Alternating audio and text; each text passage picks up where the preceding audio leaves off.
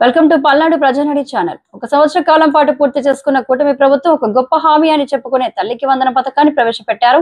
ఈ హామీ ద్వారా రాష్ట్రంలో ఉన్న 87 లక్షలపై చిలుకు మంది విద్యార్థులు పాఠశాల లెక్కల ప్రకారం లబ్ధి పొందాల్సి ఉండగా ఈ కూటమి ప్రభుత్వం 8,740 కోట్ల రూపాయలు వెచ్చించి సంపూర్ణంగా ఈ హామీని నెరవేర్చమని చెప్పడానికి సిగ్గుపడాలి. నారా చంద్రబాబు నాయుడు చేసే వెన్నుపోటుకి ఈ రాష్ట్రంలో తల్లికి వందనం హామీ కాస్త తల్లికి వంచనగా మారిందని ఎర్రగొండపాలెం వైఎస్ఆర్సీపీ ఎమ్మెల్యే తాటిపర్తి చంద్రశేఖర్ ఎద్దేవా చేశారు. ఇవాళ ఈ ఒక సంవత్సర కాలంలో వారిస్తున్నటువంటి ఒక గొప్ప హామీగా చెప్పుకుంటూ తల్లికి వందనాన్ని ఇవాళ మొదలు పెట్టారు. అటువంటి తల్లికి వందనం అనేటటువంటి హామీ ద్వారా ఈ రాష్ట్రంలో ఉన్నటువంటి 87 లక్షల మంది విద్యార్థులకు అందవలసినటువంటి ఈ పథకాన్ని వారు దాదాపు 8,745 కోట్లు ఇస్తూ సంపూర్ణంగా అమలు పరుస్తున్నాననేటటువంటి అబద్ధాన్ని ఘంటాపదంగా నిర్భయంగా చెప్తూ ఉన్నాడు. నిజంగా ఈ పథకానికి వారు ఇచ్చినటువంటి లెక్కల ప్రకారం unified district information system for education ఈ యూడిఐఎస్ రికార్డు ప్రకారం దాదాపుగా 87,41,885 మందికి ఈ పథకం వర్తిస్తుంది.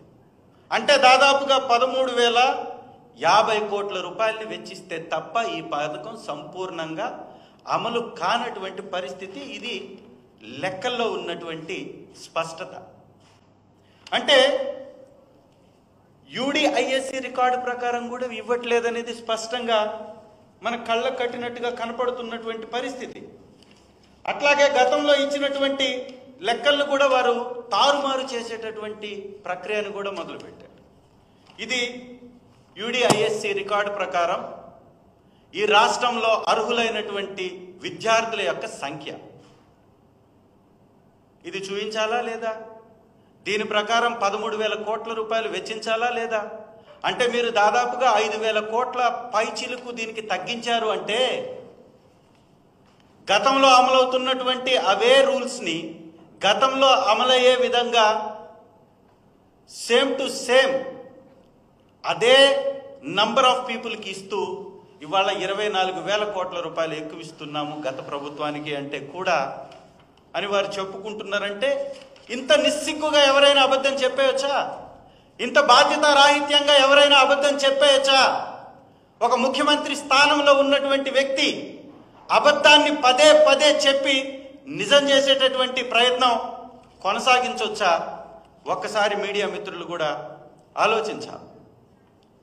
ఈ రాష్ట్రంలో తల్లికి వందనం తల్లికి వంచన అవుతుంది.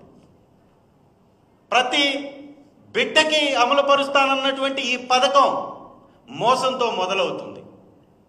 ఈరోజు చంద్రబాబు నాయుడు గారు సంవత్సరం తర్వాత మొదలుపెట్టారు ఈ పథకాన్ని. అంటే వారు ఎలా ఇవ్వాలి? ఒక్కొక్క బిడ్డకి 2 సంవత్సరాల చొప్పున రిలీజ్ చేయాల్సినటువంటి అవసరం ఉందా లేదా? ఇవ్వాలా లేదా? మరి ఈ ఎడ్యుకేషన్ ఇయర్ కూడా స్టార్ట్ అయిపోయింది. గత ఎడ్యుకేషన్ ఇయర్ కంప్లీట్ అయిపోయింది.